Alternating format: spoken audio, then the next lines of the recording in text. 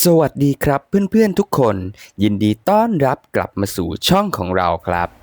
วันนี้เรามีเรื่องเล่าที่ตื่นเต้นและน่าประทับใจมากๆมาเล่าให้ฟังครับเรื่องในวันนี้เป็นเรื่องจริงที่เกิดขึ้นในมหาสมุทรที่ลึกและมืดมิดลองจินตนาการดูนะครับถ้าคุณต้องติดอยู่ใต้น้ำคนเดียวนานถึง3 วันคุณจะทำอย่างไร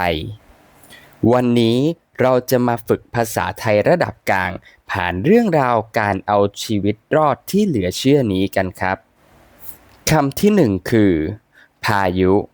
พายุพายุคือลมที่พัดแรงมากมักจะมีฝนตกหนักและคลื่นสูงตัวอย่างประโยคเช่นเรือล่มเพราะเจอพายุหนักกลางทะเลคำที่สองคือพลิกคว่ำ พลิกคว่ำพลิกคว่ำแปลว่าอาการที่ของสิ่งหนึ่งหงายท้องหรือคว่ำลงอย่างรวดเร็วตัวอย่างเช่นรถยนต์พลิกคว่ำบนถนนหรือเรือพลิกคว่ำในน้ำคำที่สามคือสวดมนต์สวดมนต์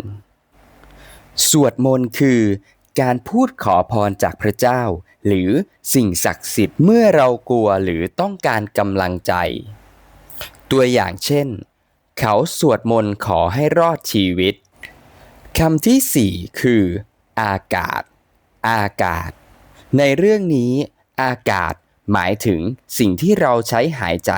ถ้าไม่มีอากาศเราจะตายตัวอย่างเช่นในห้องนี้มีอากาศน้อยมากหายใจลำบาก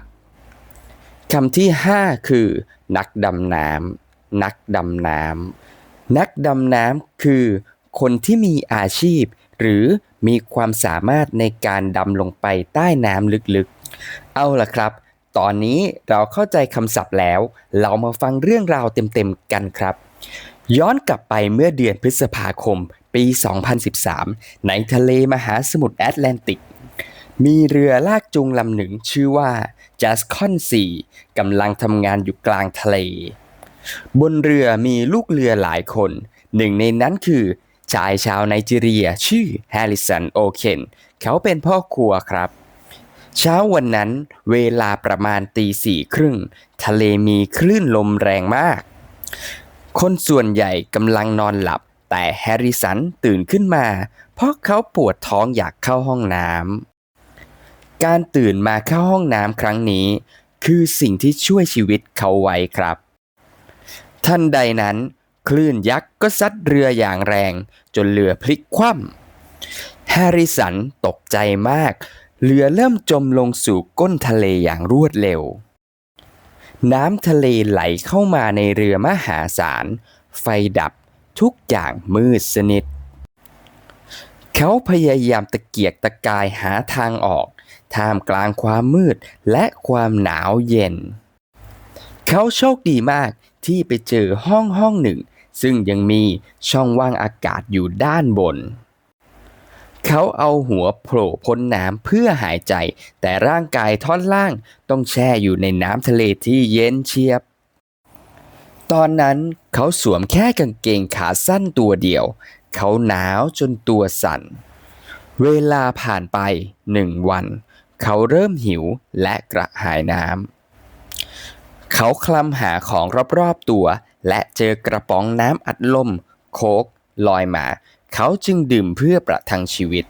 สิ่งที่น่ากลัวที่สุดไม่ใช่แค่ความมืดครับแต่เขาได้ยินเสียงปลากินเนื้อหรือฉลามกำลังว่ายอยู่ใกล้ๆเขาได้ยินเสียงพวกมันกำลังกินร่างของเพื่อนๆเขาแฮร์ริสันกลัวจับใจเขาทำได้แค่สวดมนต์ภาวนาต่อพระเจ้าจนกระทั่งเข้าสู่วันที่3เขาได้ยินเสียงโลหะกระทบกันเสียงเหมือนมีคนกำลังทุบเรือทีมกู้ภัยส่งนักดำน้ำลงมาแต่พวกเขาไม่ได้มาช่วยคนเป็นพวกเขามากู้ศพเพราะไม่มีใครเชื่อว่าจะมีมนุษย์รอดชีวิตใต้น้ำลึก30 เมตรได้นานขนาดนี้เมื่อนักดำน้ำว่ายผ่านมาใกล้ๆแฮร์ริสันตัดสินใจเอามือยื่นออกไปแตะไหล่นักดำน้ นักดำน้ำตกใจสุดขีดเพราะคิดว่าเป็นศพแต่ศพกลับขยับได้แต่เมื่อตั้งสติได้นักดำน้ำก็จับมือแฮร์ริสันและบอกทีมข้างบนว่าเจอผู้รอดชีวิตครับ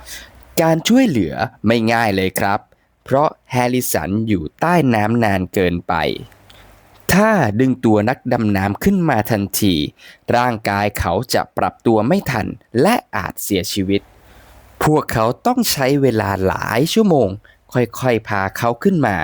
และต้องเข้าตู้อบปรับความดันสรุปแล้วเขาติดอยู่ใต้น้ำนานถึง60 ชั่วโมงแต่เขาก็รอดมาได้ราวกับปาฏิหาริย์หลังจากเหตุการณ์นั้นแฮร์ริสันสาบานว่าจะไม่กลับไปทำงานทะเลอีกแต่เชื่อไหมครับไม่กี่ปีต่อมาเขาเอาชนะความกลัวด้วยการเรียนเป็นนักดำน้ำและตอนนี้เขาคือหนึ่งในนักดำน้ำอาชีพที่เก่งมากฟังจบแล้วรู้สึกตื่นเต้นไหมครับเพื่อทดสอบความเข้าใจเรามาตอบคำถาม2 ข้อกันครับคำถามที่1ทำไมแฮร์ริสันถึงรอดตายในขณะที่คนอื่นเสียชีวิตให้เวลาคิดครับติ๊กต๊อกติ๊กต๊อกเฉลยครับเพราะเขาตื่นมาเข้าห้องน้ำและเจอห้องที่มีอากาศครับ